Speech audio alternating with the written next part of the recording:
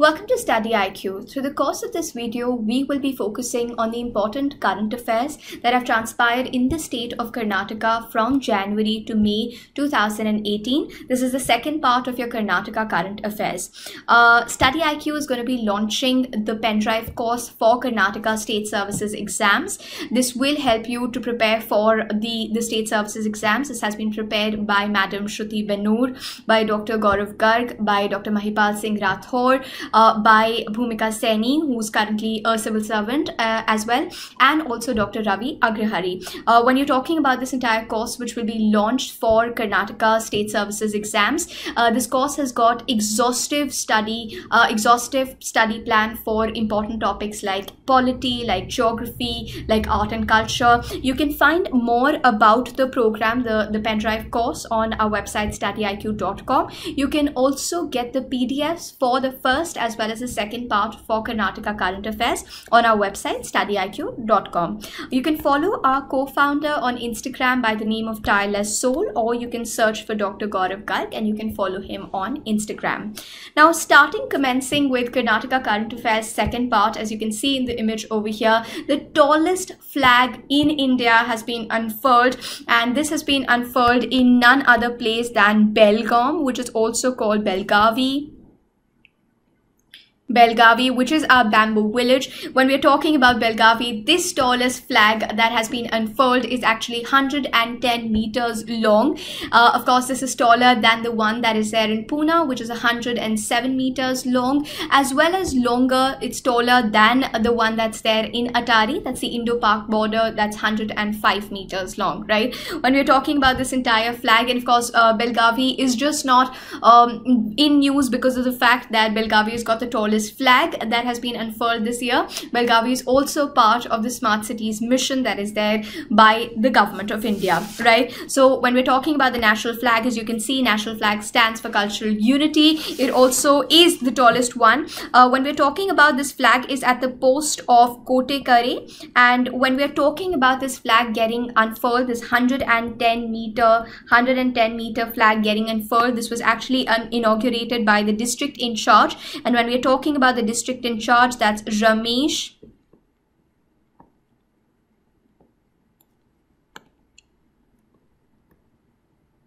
Jarkiholi. He is the district in charge who unfurled, who inaugurated this entire ceremony, this post. And when we're talking about this, is very close to the historic fort in Belgavi. One more thing, when we're talking about the monumental flag in Belgavi, which is the tallest in the country, this flag can be seen at night also by the people who are living in the city. That's going to be unfurled at all times and can be seen from anywhere in the state of Belgavi.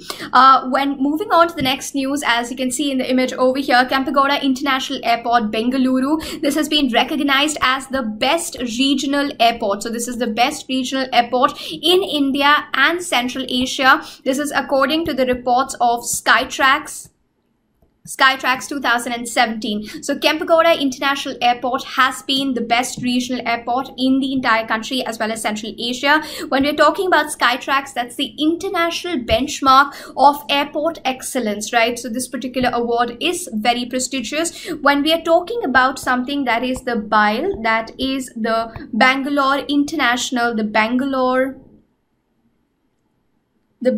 International Airport Limited, BEL has remained steadfast in ensuring that Kempegowda International Airport has been one of the best, right? This iconic award is truly a reflection of the passion and perseverance of people who are part of the entire airport community.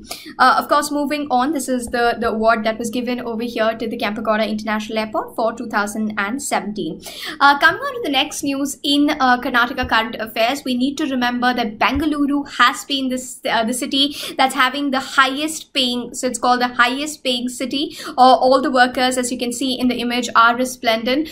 So Bangalore has got the average income of 10.8 lakh rupees. That's almost close to 11 lakh rupees. It is of course followed by Pune as the highest paying cities in terms of the salary that is given to all the employees, followed by NCR and Bombay. So Bengaluru tops the highest highest paying city. And of course, when we are talking about this, Bengaluru, like we said, 10.8 lakhs is the average that is given to anyone in Bengaluru. Of course, Bangalore being the state, but when we are talking about the sectors, then pharma, healthcare firms, pharma as well as healthcare firms are the top paymasters. These firms are the top paymasters.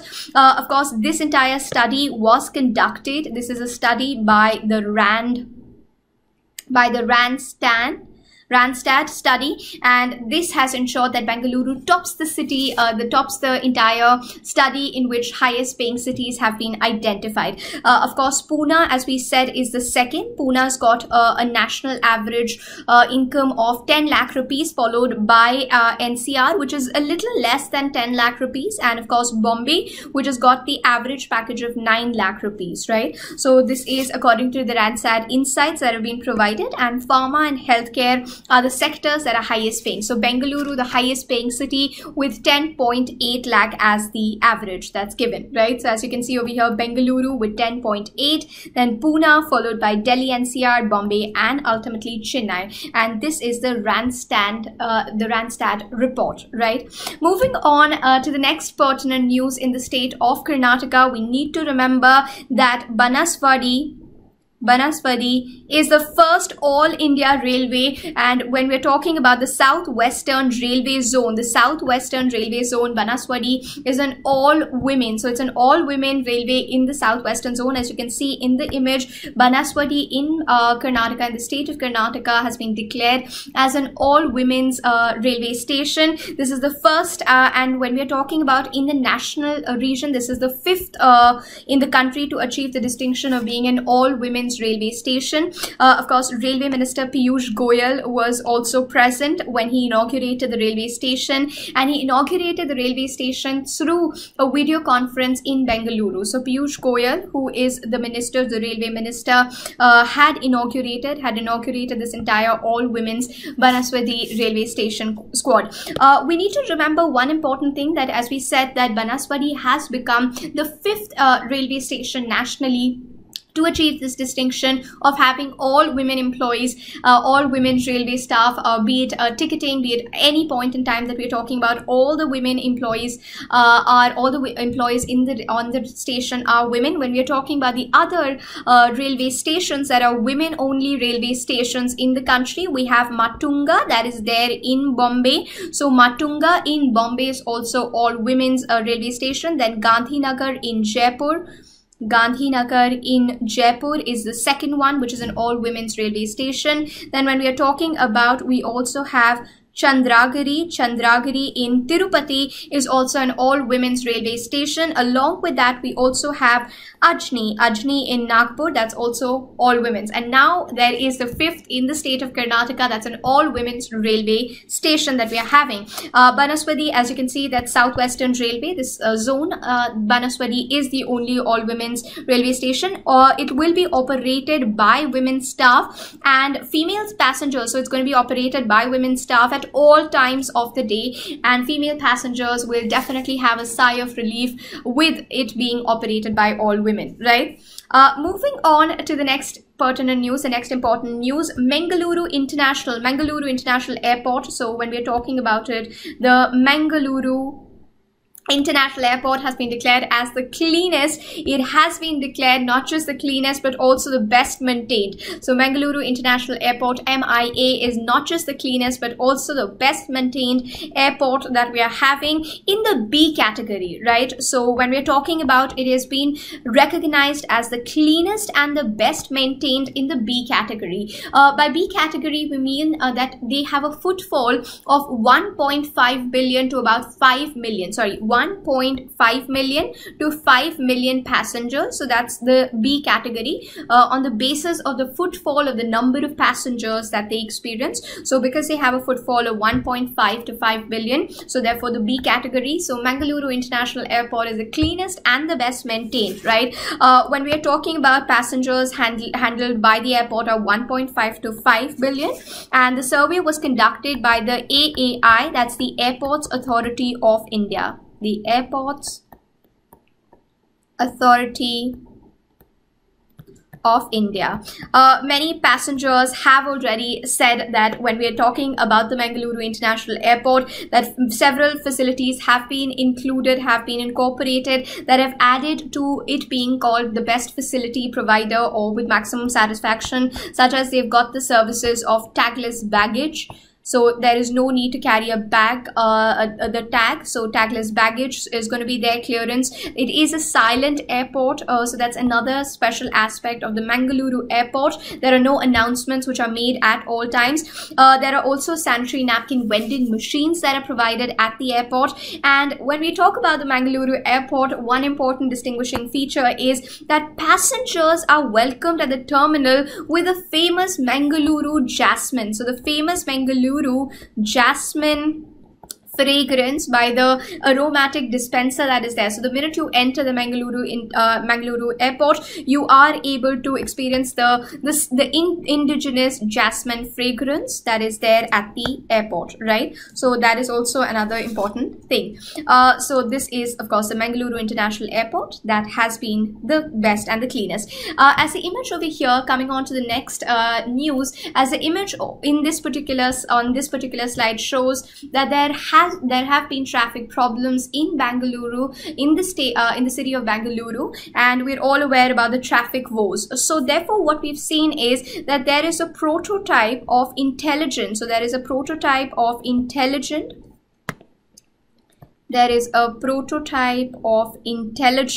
traffic management solution that has been prepared in Bengaluru. Bengaluru Smart City is going to be developing intelligent traffic management solution.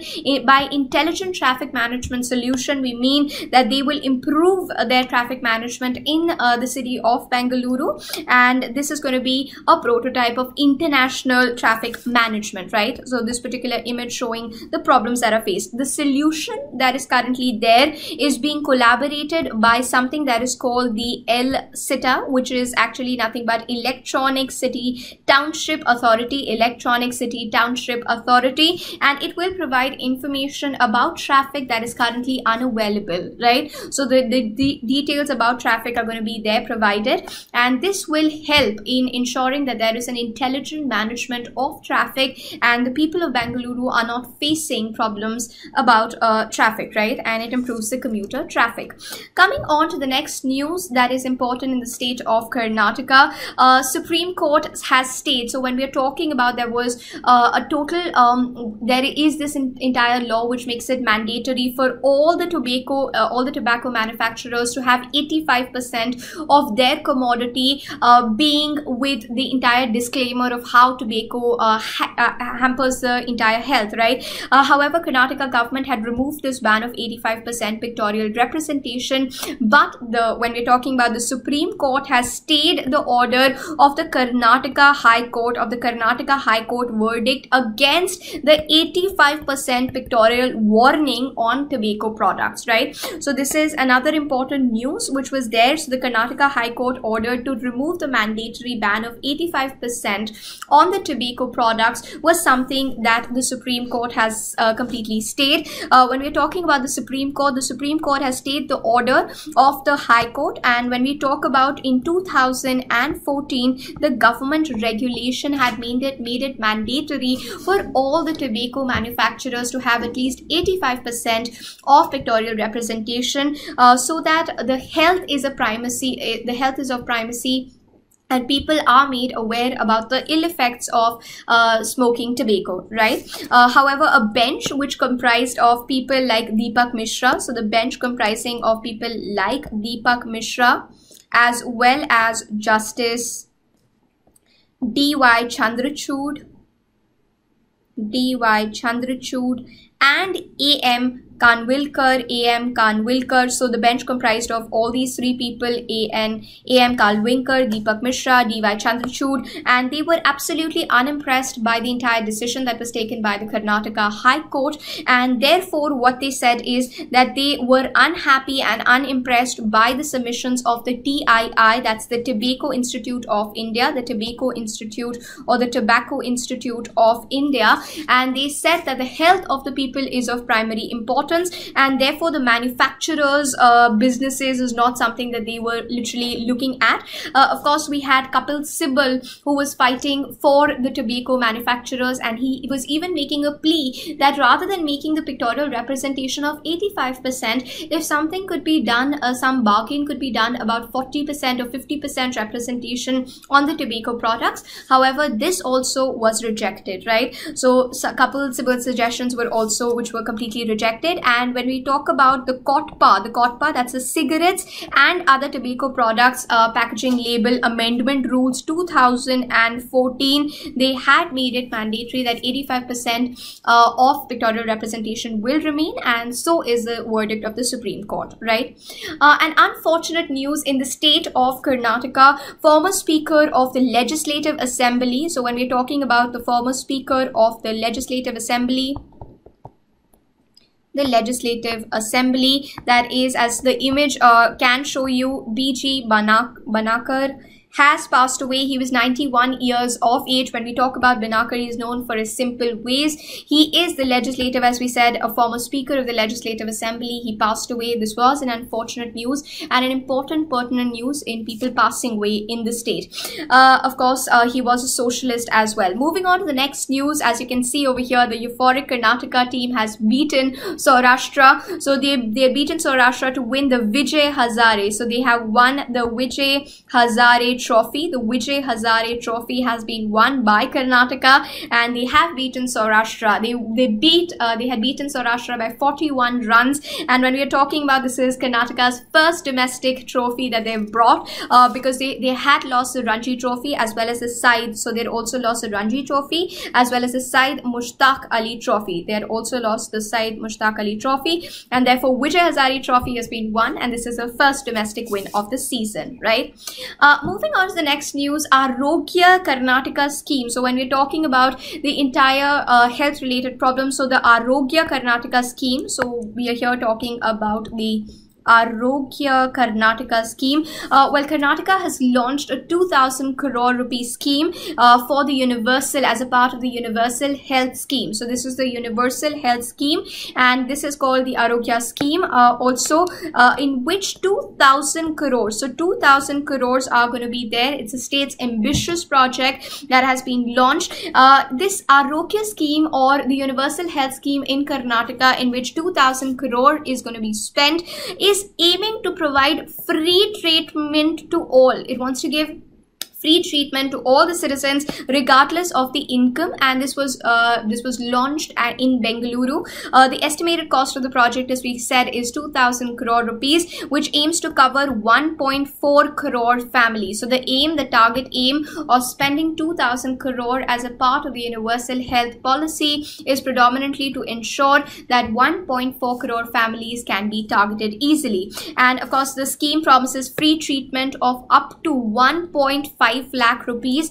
Free treatment of up to 1.5 lakh rupees is going to be provided for all the below poverty line families in private hospitals every year, right? 1.5 lakhs. While the government has also decided that they will foot 30% of the bill of 1.5 lakh for the above poverty line families, right? So this entire scheme of ensuring that we are having a universal health related scheme that is developed by the Karnataka government. So the Arogya scheme, or the universal health scheme. The Arogya Bhagya scheme, Karnataka government is also going to be launching health cards, right? As we can see in the image over here, Karnataka government moves to give the Lingayats. So the Lingayats are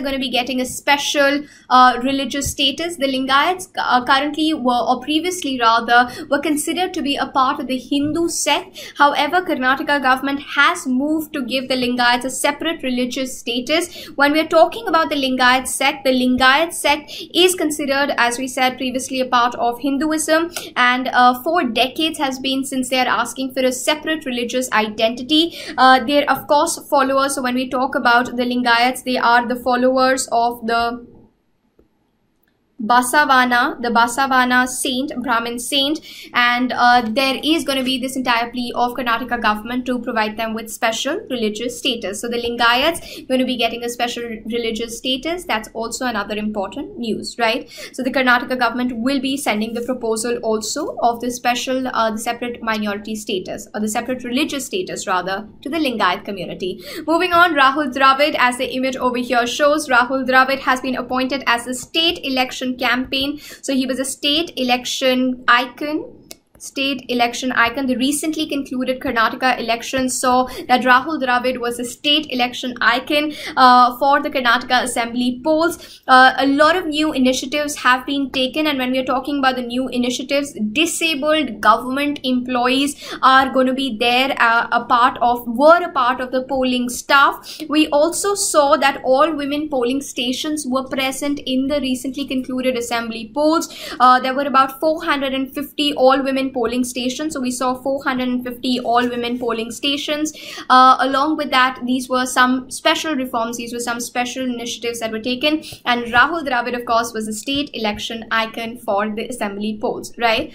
Of course, another pertinent news is we can see this entire slide being populated by women entrepreneurs. This is all about KVGB. So KVGB rolls out. So when we are talking about KVGB, that's a Karnataka Vikas Gramina Bank. Karnataka Vikas Gramina Bank. So Karnataka Vikas Gramina Bank, they have taken out a loan scheme for all women entrepreneurs. So the Karnataka Vikas Gramina Bank has launched something that is called the Vikas She Plus. That's called the Vikas She Plus scheme. The Vikas She Plus scheme is going to be providing a loan to all the women entrepreneurs who want to take up new ventures. And of course, the scheme is going to be providing a maximum loan of up to 2 lakh rupees, and they will be giving a repayment period of 60 months. So when we are talking about the Vikas She Plus program that will give women entrepreneurs to set up new ventures a loan of up to 2 lakh rupees, and of course the repayment period is going to be that of 60 months, right? Of course, when we're talking about the entire thing, we have S. Ravindran. So S. Ravindran, who's the chairman of the Karnataka Vikas Gramina Bank. So S. Ravindran, the chairman, said that the bank has got an ambitious target of reaching out to 5,000 women entrepreneurs under the Vikas She Plus scheme. And when we are talking about, the bank has already dispersed an amount, a loan amount of 22 crore rupees to about 2,500 women beneficiaries on the launch of the entire scheme. So they of course have got a target of targeting 5,000 women entrepreneurs in the first phase, and they have almost reached 2,500, and they've dispersed loans of about 22 crore rupees already, right? When we are now shifting gears and moving on to the next pertinent news, the IRCTC, that is the Indian Railways Catering and Tourism Corporation, the Indian Railways Tourism and Catering Corporation. This is a wing of the Indian Railways. This is of course a subsidiary of Indian Railways. They have introduced, so what was happening is a lot of passengers had complained that the vendors are overcharging them. For this, what has been decided by the IRCTC, that's the Indian Railways Catering and Tourism Corporation, that they are going to be having an entire pilot of having point of sale. So they're going to be starting on with point of sale.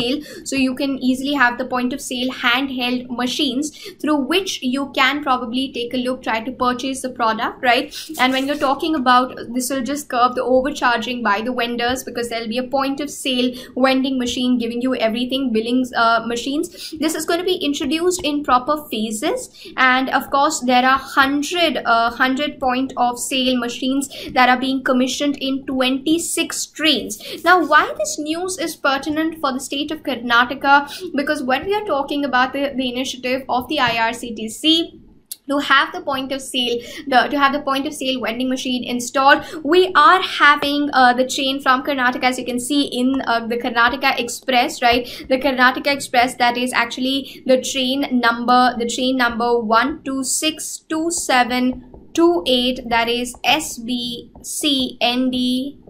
LS Karnataka Express, that's going to be one of the recipients on a pilot basis of the point of sale machine, the vending machine, right? Of course, here we are talking about the sitting BJP MLA, as the image clearly shows. BN Vijay Kumar has unfortunately passed away. He was 59 years of age. And when we are talking about Vijay Kumar, who was a sitting BJP MLA, he is a person who collapsed suddenly when he was there at a campaign. So he was actually a part of a campaign and he passed away. Attempts to resuscitate him failed miserably, and he was announced as being dead. He was the two times MLA from Jayanagar. So he has been an MLA twice from Jayanagar. So BN Vijay Kumar passing away at the age of 59, an important obituary, right? When we're talking about the next important news, Karnataka Bank is going to be selling 8.26% of stake in the Universal. So when we're talking about the Karnataka government, the Karnataka Bank is going to be selling 8.26% of its stake in the Universal Sompo to Dabur Investment Corporation and Sompo Japan. So they'll be selling up there. So Karnataka Bank will sell their entire 8.26 share or in Universal Sompo to Dabur Investment Corporation and Sompo Japan. And once the transfer is going to be completed, when Karnataka Bank is going to be transferring their share of 8.26, so once this transfer will be completed, then when we're talking about the bank's share will drop from it'll drop to 6%. Earlier it was 14.26%. So Karnataka Bank is all ready and is gearing up to sell their 8.26 share in Universal Sompo to Dabur Investment Corporation and Sompo Japan. And post this entire thing, their entire shareholding in Universal Sompo will drop to 6%. Earlier it was 14.26%, right? Of course, Karnataka Bank is a private sector lender, and when we are talking about this entire transaction is actually awaiting the approval of IRDIA. So this is actually awaiting the approval of IRDIA. That is nothing but the Insurance Regulatory and Development Authority of India. So this is going to be the Insurance Regulatory and Development Authority of India. They're just waiting this entire deal of Karnataka Bank, the private money lender. It's just waiting the approval of IRDIA, right? Of course, when we are talking about another important news, the IHHC, that's the Indian Home Healthcare, has opened up. So the Indian Home Healthcare has opened up, is all set to have their ICU simulation lab for training all the nursing staff. So this is going to be the ICU simulation training labs, simulation training lab, and this is going to be training all the nursing staff. When we are talking about the ICU simulation, so the real world scenarios are going to be simulated so that the nurses can practice and get fully trained over here. It is going to be, so of course we know about IHHC already. The India Home Healthcare is already a premier. So when we talk about the IHHC, it is already a premier home health service provider, and it became the first ever home health service provider company to set up a dedicated ICU simulation in Bengaluru, Bengaluru facility, right, to train all their nurses, right? So an important move taken by the Indian Home Healthcare, right? It'll offer, of course, hands-on training modules to all the nursing staff, and it will improve the quality of services that's given to people who don't want to come to the hospitals and want home care, right? And of course, the ICU simulation lab will recreate real world scenarios from the ICU, right? Of course, when we're talking about the 12th International Conference on Corporate Social Responsibility was held in Bengaluru. So this is an important current affairs for Karnataka. When we are talking about the CSR in India, it is at a very early stage. The corporate social responsibility is at a very early stage in India. Organizations who want sustainable growth, who want long-term growth. They definitely have to have a sustainable footing, as all of us are aware. And when we are talking about the CSR mandate, the CSR mandate has made sure that through the Companies Act 2013, that over 16,000 companies have to spend at least 2% of their net profit on corporate social responsibility related activities.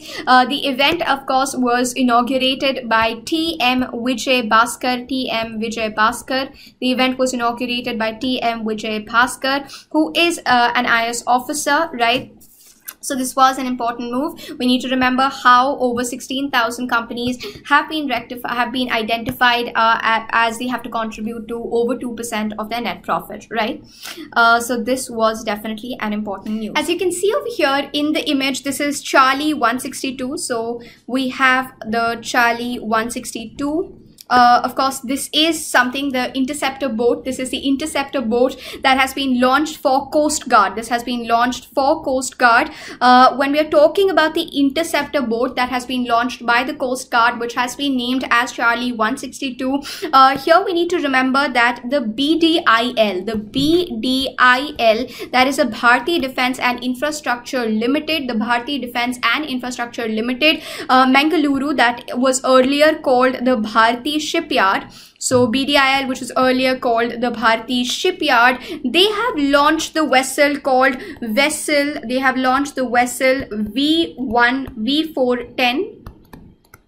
V410, which is an interceptor boat for the Coast Guard. Now, when we are talking about this entire process, the boat, of course, which has been called, as we said, Charlie 162, was one of the 15 interceptor boats. Now, when we are talking about the interceptor boats by the Defense Ministry had announced the having of the interceptor boats, and these interceptor boats are, of course, going to be, so here we have Charlie 162,